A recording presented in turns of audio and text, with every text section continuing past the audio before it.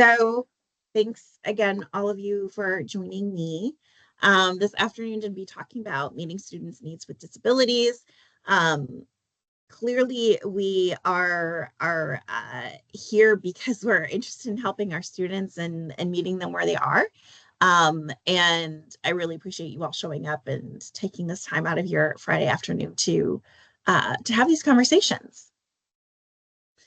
So once again, a little bit about me is that I'm Dr. Lindsay Vreeland. You can call me Lindsay. My pronouns are she, her, and I'm an inclusive teaching coordinator here at NIU for CITL.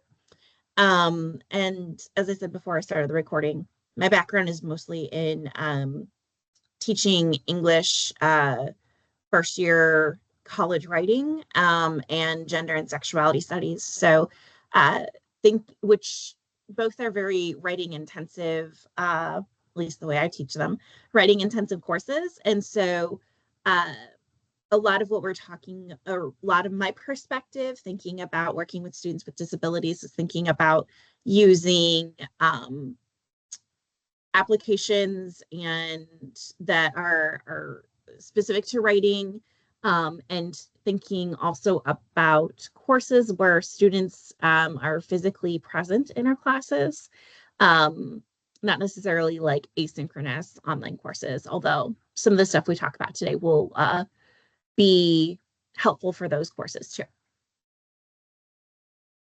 So by the end of the workshop, ideally, we're going to understand that accommodations change the delivery method of the content, not the standards of your course. We're going to be able to identify ways that accommodations can be built into our coursework and to our policies. Identify ways that materials can become accessible. So what do we have already and how can we make that stuff a little bit more accessible if it's not already? And identify accessibility tools and services that are available to us. Okay, I'm going to turn off my little face so we can focus on this PowerPoint. So I want to, before we get started, acknowledge that there's conversations happening surrounding language that I am not going to get into fighting with anybody right now. I don't know that we want to fight about this, but I will acknowledge that there's language. What do I want to say? There's tensions about language. There's differing opinions about language happening in the world of disabled people, and then also within disability studies. So there's questions of whether it's more appropriate to say stuff like students with disabilities versus disabled students. So students with disabilities focuses on the person, not the disability, but disabled students, some people prefer that because some disabilities can't be separated from the individual. It impacts the way that they think about the world, the way that they think about themselves. And so those things are intertwined in really complex and interesting ways. There's also the language of quote unquote special needs. We still have that language. It's in education programs. Here at NIU, we still have special education as a specific discipline. And so that language is something that there's a lot of pushback on now. Instead of saying that something is special needs, it's a need. So there's this understanding, and we're talking a little bit more about it now, that everybody has needs. And sometimes those needs fluctuate. And so one need isn't necessarily more special than another. It's just a need. As far as sort of like, again, not having solid answers for how we talk about things, or acknowledging that, disciplines, specific language is used in specific ways and can't necessarily be easily changed. I recommend always using the preferred language of the person or the community. If someone tells you that they are an autistic person, um, then describing them as an autistic person is appropriate. If they say that they're a person with autism, then mirroring that would be appropriate. Um, Whenever possible, be specific. If somebody just labels themselves as having a disability, uh, great. If we are talking about a wheelchair user, being more specific is helpful, especially when we're thinking about what their needs are, what accessibility is needed specifically for this person. And there's this way that we are sort of dodging, or we have dodged saying disabled in the recent past. So saying differently abled is something that was popular not long ago. And so I just want to assure everybody that disabled is not a bad word. Um, so we don't need to treat it as one. We don't have to say we don't have to treat it like it's something bad to use to talk about people. We just have to make sure that we're talking about disability with respect.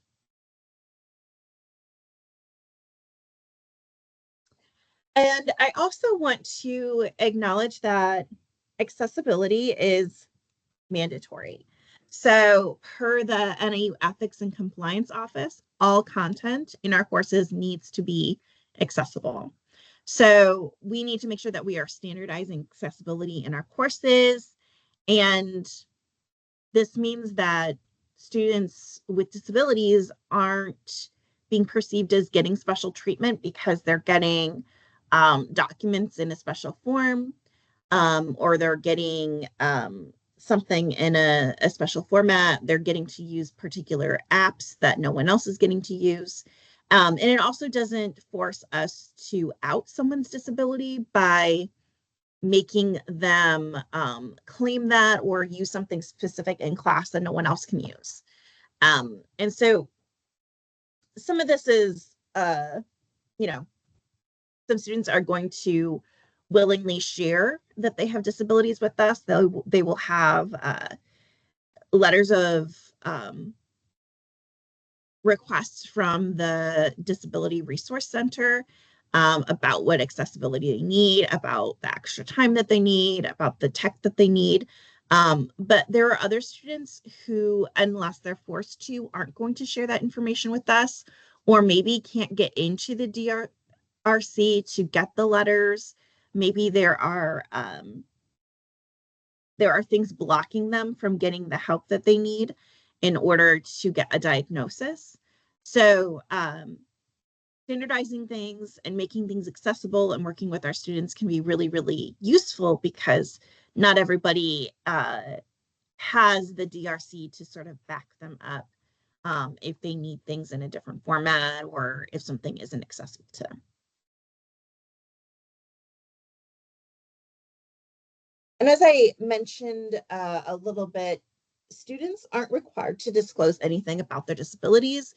So even if they have a DRC letter, they it might just say that they get extra time on an exam. It's not going to say why. And they don't have to explain that to you. You can ask further questions about what that accessibility need is, like how can you work with them to best help them, but uh, you are not allowed to ask them what specifically is their disability, and they're not required to give you, any additional information. I also think that it's important for us to recognize that 27% of adults in the US have some type of disability.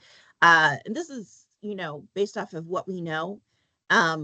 The definition of disability and our understanding of disability is constantly changing. And also, disabilities can be long-term or short-term. They can develop gradually, suddenly, or from birth.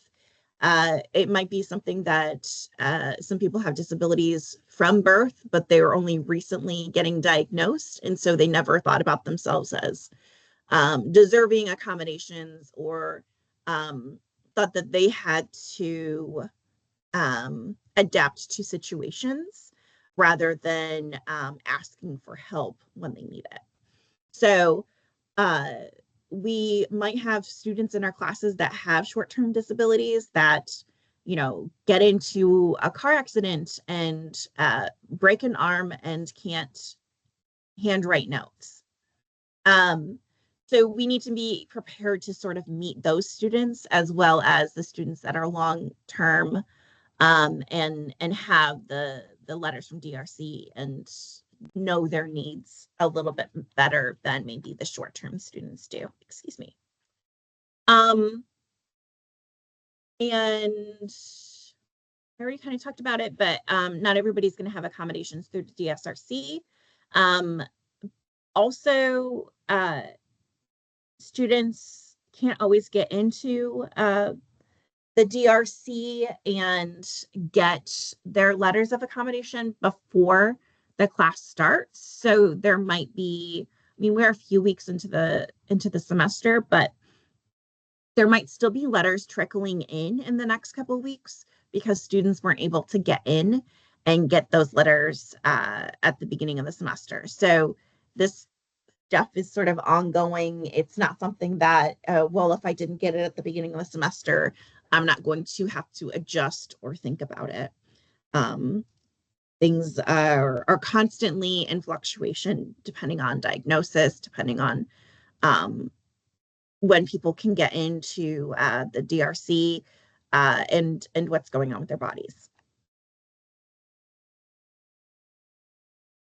So as I mentioned earlier, the standards of the course and learning objectives don't have to change with your course becoming more accessible. The idea is that it's not going to change.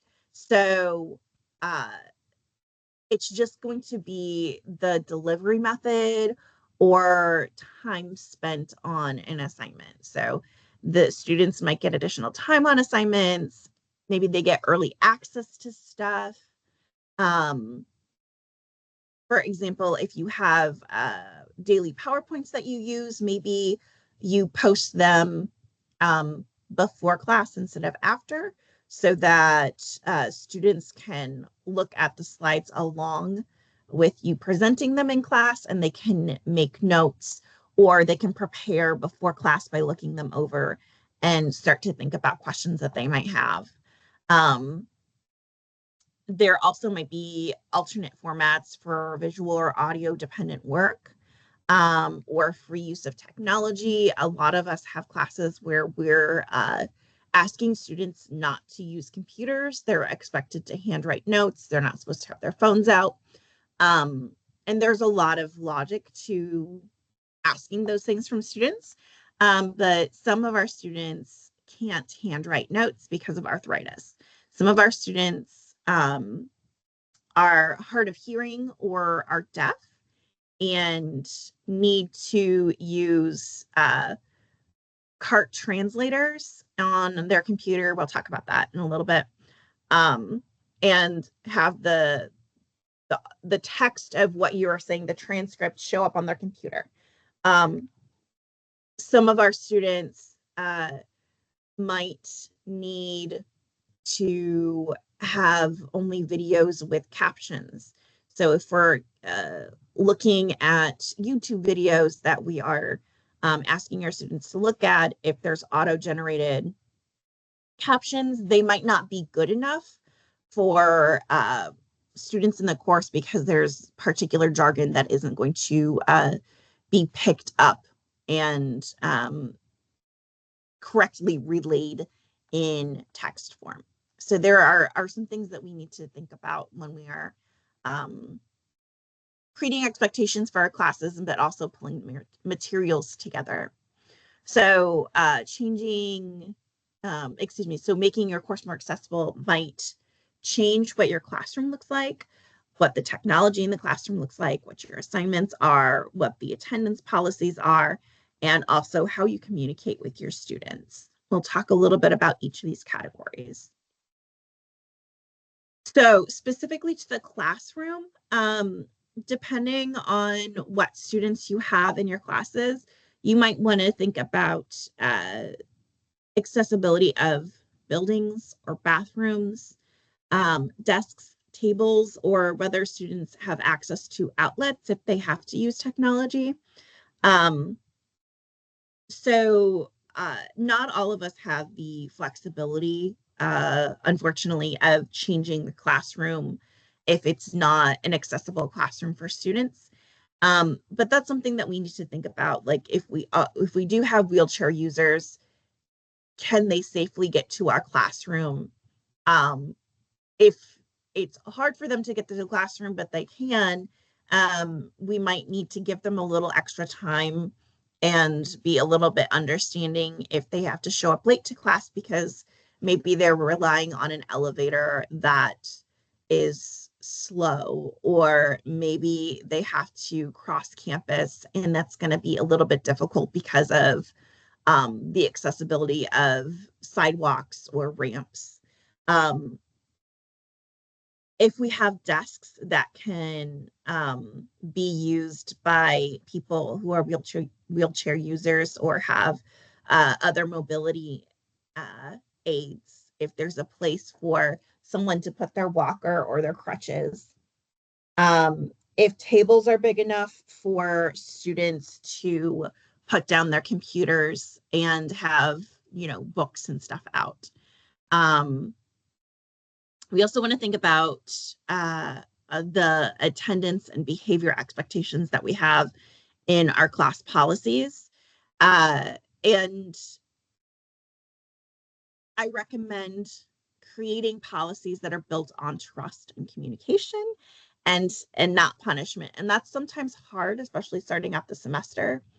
Oh, I just saw your comment, Daniel. Yes, lack of accessible parking is a big problem. And we also have students that uh, might not be driving themselves, might be using bus systems to move around campus and relying on those systems, and they might not always be reliable. They might be running at times that are inconvenient or running behind, and um, we can expect certain things from students who are using busing systems but also can easily walk. Okay, maybe you can't use the bus to cross campus, but you can take that 5-minute walk anyway. And we can't always expect those things of people who can't walk far distances or need mobility aids or can't navigate campus in the snow, or the salt might damage their equipment. So there's a lot of these different layers that if students are saying that they're having a hard time getting to class, or that they're going to have to be late, or um, if we can sort of meet them with understanding and not ask them to completely explain or justify themselves, or make them feel like they're on trial, I think that's really helpful. And students will usually be willing to share things, but they shouldn't have to, right? If we can say like, oh, hey, you need extra 5 minutes. Yeah. Let's talk after class and make sure we know what you missed and whatever, be open to those conversations. I think that goes a long way. Um, and so yeah, building our policies on trust and saying, if you need to be late, like, come and talk to me. If you need to not, or if you can't be here, come and talk to me. Not like I'm going to drop your grade 5% every time you're late to class and 10% every time you don't attend. That's not to say that you shouldn't have attendance policies. That's not to say that you shouldn't be aware of who's late and when they're late. Um, that is totally fine. And depending on the type of class you're teaching, that might be something that you need to do. If you are teaching a class with a lab it is important that students are there to start on time so they hear the directions, so that they have the full amount of time to do what they need to do. Um, but if there is some sort of flexibility that you can have, and if you can't be flexible, just tell them why. Um, Not just a because I said so, but explain like what's the logic, what's the reasoning, and um, that that is really helpful. Some of our students have disabilities and they need the ability to eat and drink or know where that can happen. So maybe you are teaching in a lab with Mac computers and they cannot be eating or drinking in that space. Totally understandable. We don't want to damage technology. Okay, so where can the student who uh, is diabetic go and have this snack to make sure that they can keep their blood sugar level where it needs to be? Do they have to eat out in the hallway? Are they allowed to go out into the hallway and take a drink if that needs to happen? Are we making a big deal about it if students have to leave um, and drink or eat or take that pill? Make sure that we have an understanding of what can happen in the classroom, and if it can't happen here, um, where can it happen?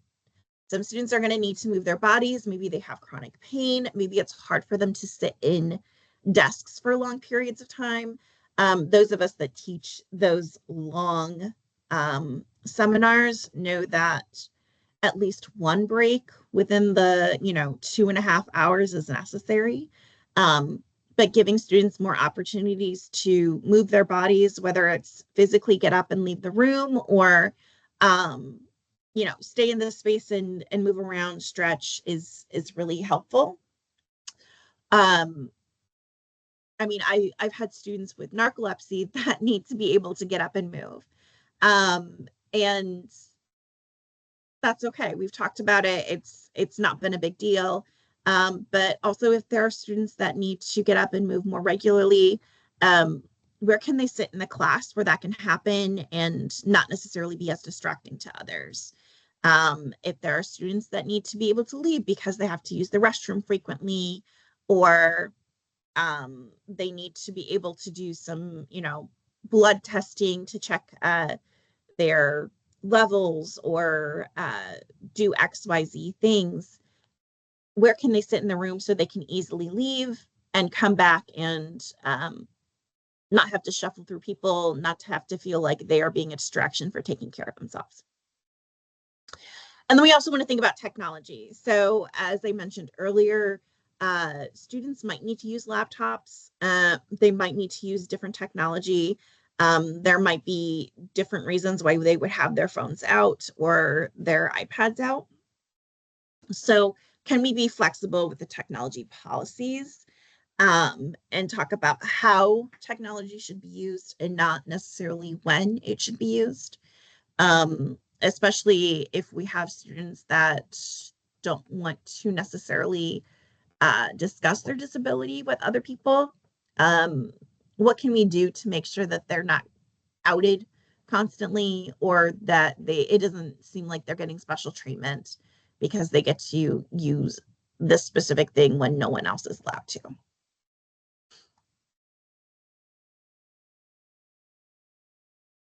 Also want to think about communication. So, as I mentioned earlier, we might use interpreters or uh, communication access real-time translation services, so CART services. And this is a service through the DRC. Um, and essentially, you will have somebody who is uh, interpreting what you're saying or translating what you're saying during class lectures. It could be just during class for Q&A sessions or presentations. You can also get CART services for events. So if you're asking students to go to um, something that the library is hosting, you can request CART services for that. So your deaf student can still understand what's happening. and have an interpreter, or have the cart services that, the translation shows up on their device. So students with disabilities don't have to be left out of things. We don't have to say, oh, you don't have to attend that event um, because you can't hear when people are talking in this presentation, or whatever that is. But we do have to think about it a little bit ahead of time and make sure that we can request services, and also put it out there for students that, they can ask for things from us. And that's not doing too much. That we want them to be included in things. And so if they can request um, if they can request services that meet their needs, you know, we got them at the university. We can do that. We just need to have it be on our radar, right? We can also add closed captions or include transcripts for video and audio files. So closed captioning is like automatic closed captioning, and transcripts are available through a lot of our tech that we use now. We have a transcript that is automatic now through Teams, which is great. It's not perfect, um, but if you were going to record a lecture, um, you could easily edit that transcript and then share that with the video file for students. The DRC is also available to help you with closed captioning. They have suggestions for what you can use to make things more accessible. As I said earlier, if you want to use YouTube videos for your classes, that's amazing, but we need to also think about uh, if we are using something that actually has closed captions that are accurate, or whether they are um, created by AI, and is the AI savvy to the discipline that is being presented. If there's somebody with an accent, other than like a Midwestern accent, is generally sort of like the quote unquote default. If they have a heavy accent from Louisiana, uh, the closed captioning from AI doesn't always necessarily pick up all the words. If English isn't their first language, and somebody is speaking in a video, sometimes that is faulty.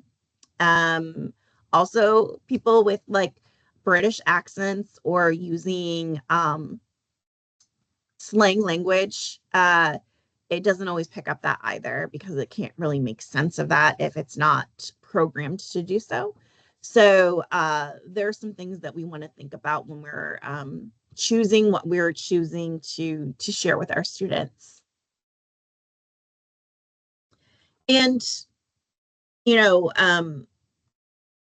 it might be one of those things too where uh, I work a lot, or I have worked a lot with neurodiverse students, and some of them don't necessarily fall under the category of disabilities, but a lot of students with like ADD and ADHD enjoy having captions for things because they can follow along better, even if they're hearing the material at the same time. So that might be something that, you can say, oh, hey, how many of you use captions? Um, is this something that we really want to think about moving forward, and just sort of see if that's something that you need to make more of a priority right now rather than later. I would assume that, like make the assumption that captions are needed for everything, but maybe there's something where you can be a little bit more lax at one time than another. Uh, Making a bunch of changes all at the same time is really overwhelming. But I think that, like if we can change one or two things right now, and then realize that, like, okay, this thing isn't perfect and we can do better in the future, that's okay too. When we're thinking about assignments and materials, we again want to think about having access or early access to course materials. I know not everybody likes to share their lecture notes or their PowerPoints, but it is something for students who have DRC letters sometimes that they're the request is that they get access to those things. Um, it is very useful for students to have access to lecture notes or to PowerPoints. Maybe you don't share all of the nitty gritty of what you talked about in class, but having a basic outline of what occurred in class, having words that are spelled out in some sort of document is helpful. Not expecting them to automatically know how something um, is spelled, or having the option to further look into things is all very, very helpful. Not everybody can keep up with what's being said in class and take detailed notes. Sometimes we have students that need extra time to process information. And so that's just not something that they're able to do is think critically and take notes. Or again, we have students with arthritis or something else that prevents them from writing or typing quickly. We also want to build in some flexibility into our course deadlines. Again, some students are going to be to get extra time on assignments, but again, there might be a short-term disability that comes up.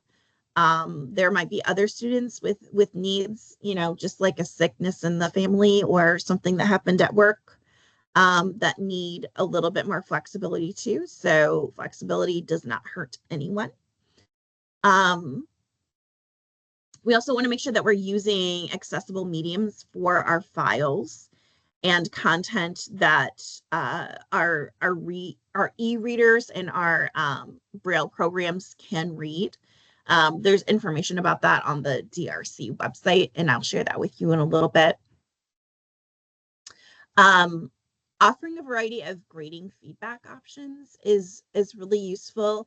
So while written comments tend to be sort of easy for us, that's like what many of us are used to, including an audio or a video option is great. That's something that, depending on the size of your class, you might want to float out. Is this something that we're interested in? Are there specific students that want feedback in an audio or video format? We can take notes and we can do that for the specific students that are asking for that. It doesn't have to be for everybody, but if you're teaching smaller classes, that might be something that you want to play around with. Once people get the hang of doing audio or video feedback, and usually video feedback is like looking at the actual assignment, not like looking at your face necessarily, and sort of interacting with the document or with the web page or whatever they created. But once we get used to using those different formats, some people find that a lot easier than just writing comments. And students tend to watch or listen to audio or video more than they will like look at the written comments too. So that's just a side note, again, as a best practice thing. We also want to make sure that we are providing alt text descriptions for any images. So like in my PowerPoint, if you hover over any of the images, there's going to be alt text description for all of that. So some of the pictures in my PowerPoint are not vital for our understanding of what content is on the slides, but for this image here, it's going to say someone using a an accessible computer. There might be for images of me, like in my little about me section at the beginning of the PowerPoint, and then I have a little thing at the end. There's a description that it's me. It's Lindsay Reeland smiling in a red shirt. Um, and that's not super vital information. However, if somebody um, is blind and can't see the content, that's helpful for them to know that that's what that image was. It wasn't necessarily something that made the PowerPoint completely different, but it's good to have that reassurance that that's what filled up that space. You see. We also want to think about what specific AI tools we allow and how we are allowing them. Um, there are different AI tools that will help students who are, for instance, visually impaired. Maybe they're using talk to text features to generate content that they will then turn in, and maybe using something like a chat GPT will help them with their grammar, with the punctuation that they need. There's also AI features in things like Word. So there are different programs that our students can use. Are we aware of what they're using? Are we telling them how they can use it? Are we having those discussions so that we have an understanding of what is appropriate and what isn't appropriate? And we also are meeting them where they are.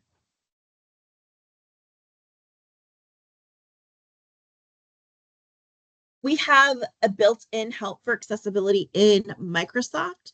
Some of you might already be aware of these things, but in PowerPoint and in Word and Excel and all of these different programs, we have options that are up at the top in our little bar. You can click accessibility, and it'll tell you whether or not your document is accessible. There's also options for immersive reader and to read aloud.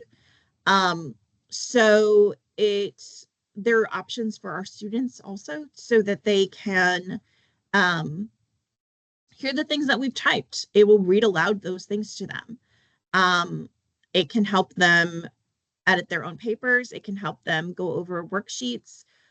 There's these options that they might not be aware of. They don't necessarily need an e-reader fancy program. Um, there are things that are already built into Microsoft that they get for free. So you might need to share those things with our students, but also make sure that you're using the accessibility checker and just seeing whether or not your documents are accessible before sharing them with your students. We also have accessibility checkers built into Blackboard and Adobe. So Blackboard has their Blackboard Ally. I think a lot of us are familiar with those now, that you can actively just put something into Blackboard and check the accessibility. We also have options where we can download things in alternative formats so that the content is, converted to a format that is helpful for our students. There's also the option on Blackboard now where we can assign accommodations and exceptions for students. So if we have a particular deadline, we can give particular students extra time to turn something in, and it's not marked as automatically marked as a 0, or it doesn't close that portal for them. Maybe you want to close a portal for, a particular exam, but for students that get, time and a half, that stays open for them for an extra 48 hours. Or if you even just have students that are actually asking for extra time that isn't necessarily linked to a disability, you can still give them an exception through Blackboard so that, again, that's open for them to turn in something at a time that you agreed to. We have the accessibility checker also through Adobe, and Seidel has accessibility, or excuse me, accessible templates also. I'm going to send out those resources at the end of the presentation. I will email you all a follow-up, and I'll send you all of these sources. So we have an accessible syllabus. We have a guide to creating an accessible syllabus, and accessible tables and all of this stuff. So you don't have to figure it out all on your own. We have some guides to take you through that, and to templates so that you can just plug your own information into those. Okay, I've been talking at you a lot. Um, I want to give you all an opportunity. Let me turn my camera back on to share things that you're doing that are working, because I know some of you are doing things that are great. And I want to give you an opportunity to share those with others and me, because I want to learn from you all too. But I'm also curious what questions you have, if there are particular ways that you've made your course materials or your classroom more accessible, if there are particular challenges that you have been facing with accessibility or with meeting accommodations. Sometimes students are need things that are hard for us to meet because of our deadlines, because of our pacing in our courses. So do we have any questions? Do we have any insight or anything we want to share? Yeah, go ahead, Daniel. Yes. First of all, I've got a lot of notes here, so thank you so much for what you've shared thus far. So just a couple things that I'm doing in the spirit of all this. I'm not saying it's wonderful, but two things that has worked well for me is so we have assignment due dates, but every student in the classroom, every student in the course, I should say, um, can ask for an extension on any assignment for whatever reason. I don't need reasons. It's like a 3-day, 4-day, whatever extension, no questions asked. So what I'm trying to do there is accommodate any last minute crises, flare ups, things like that. But again, it applies to all students. So there's flexibility in that. The other thing that has worked well for me, again, it works in one course. I don't know if I can do it for all courses, but I try to give students choice in their assignments. So I have an intention, an agenda, but I try to create some flexibility in there where students get to choose the best way that they can represent their knowledge. It could be an activity or a case study or online research, and all that's fine. And so those are just two things that have worked well in general. I can't say it's specific for students with disabilities, but I think it can be. And maybe I won't remember now, but yeah, it's something to the effect of so you mentioned the DRC letters and accommodations listed there. Where I've always struggled with students with these letters is in negotiating either attendance or assignment due dates or extension. So as you know, I have that classroom policy. You can ask for 3 days, but that may not apply for certain students. And so usually when I ask students, because we're encouraged to reach out, and I do, what I often hear is, well, I'll let you know. So I get it, but I have to dig down a little bit more and try to come up with a policy that we can sort of live by, if you will, for the semester. And that's a little challenging at times. So I understand on their end, they want to keep that flexibility open. which is good, but I need some, some sort of practical understanding of what that might look like while concurrently respecting whatever needs they have. And so that's just a challenging area. But anyway, so thanks for entertaining all that. Yeah, I love that you have this flexibility built into your course, that you are like being so willing to meet students where with a crisis, with things going on. Maybe they just completely plumb forgot, right? And you're not asking them to explain, or you're not making demands from them. I love that. I 100%, I think that it can be so hard um to not have parameters to work within when you do have students that have specific accommodations, with like flexibility for attendance and whatnot. For, there's a lot of things now where we're becoming more used to like filming ourselves for class, or creating uh, having a class in multiple modalities. And so sometimes that works if students can't physically be in class. But it also can feel like a lot of work. And then if students aren't, like using the videos we're creating, or they're not looking at the PowerPoints or whatever that we've done for them, that can also be very frustrating. Um, and so I think that a lot of these are sort of like very typical issues that, especially if students aren't actively like having a conversation with you about like their needs, it can be really hard.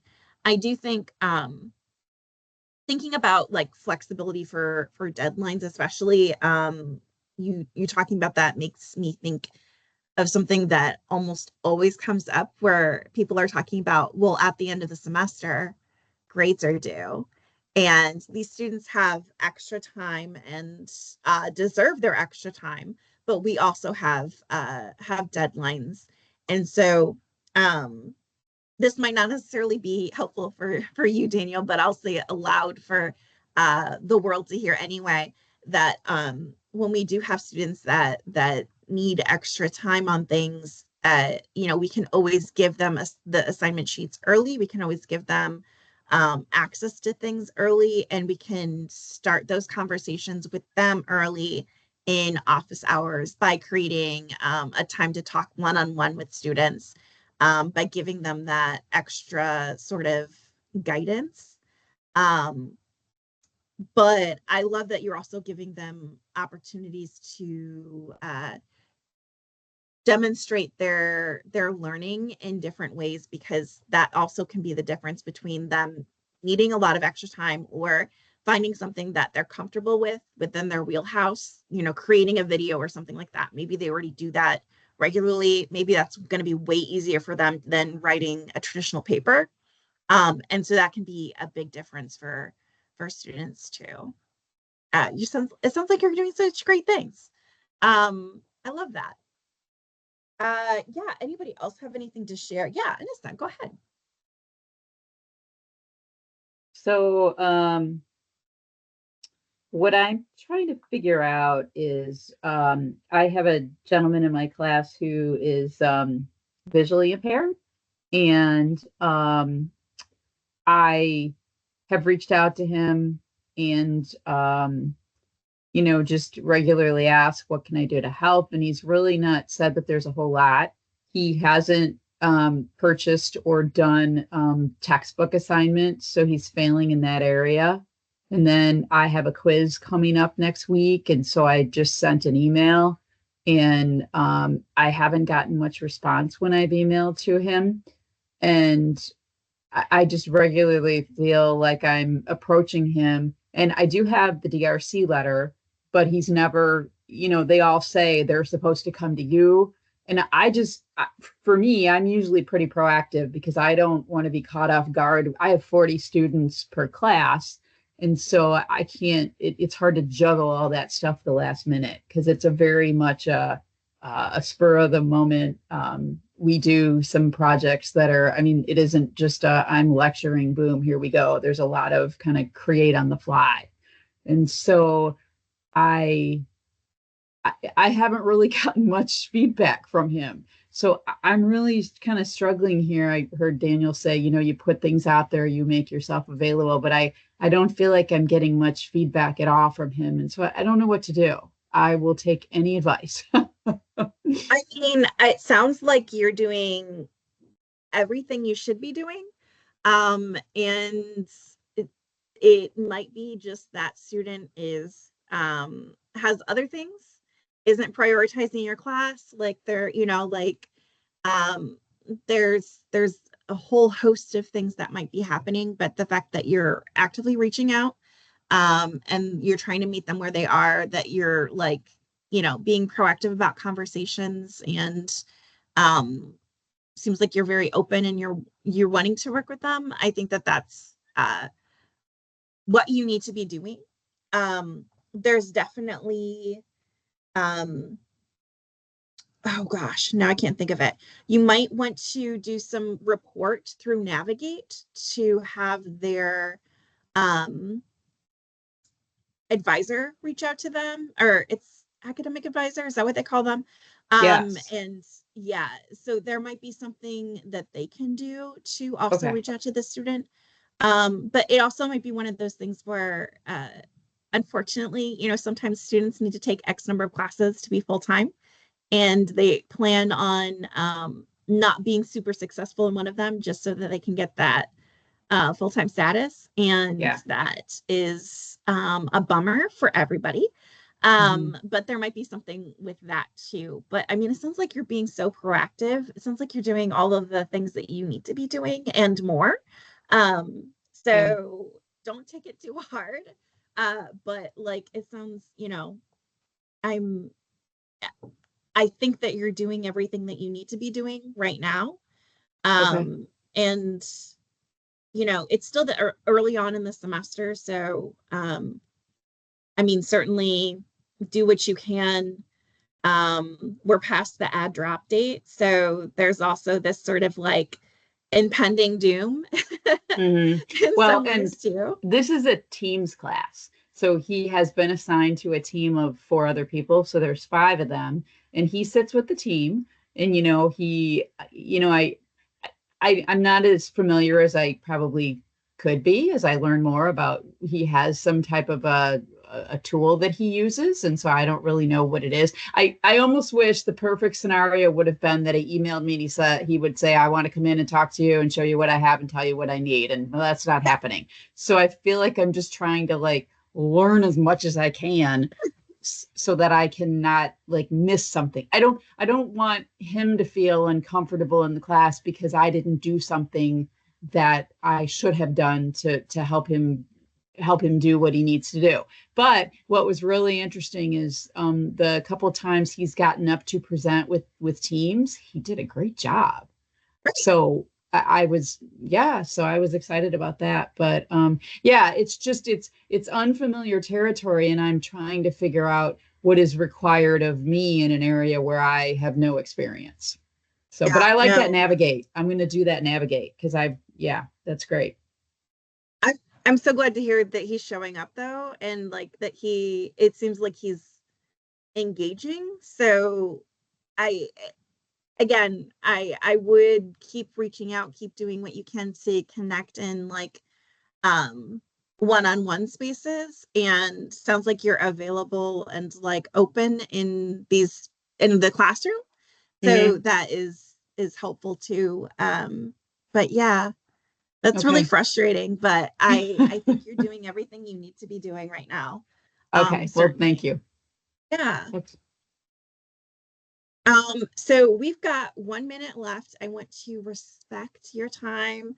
And I will be sending out the PowerPoint and the video of the recording and resources in 30 minutes or so after we finish up this presentation. But I just want to thank you all for joining me. Um, it's so good to see you all and to end our Friday this way. Um, and thanks for being so great to your students and for meeting them where they are. If they don't say it aloud, I will say it aloud. Like your time and your patience and your um, and your effort is really appreciated and really, really does help our students. So thank you all for putting in the time for being here and for what you do in your own classrooms. Um, have a wonderful rest of your day. And I hope to see you all in workshops in the future. Have a great weekend. Thank you very much. Same to you.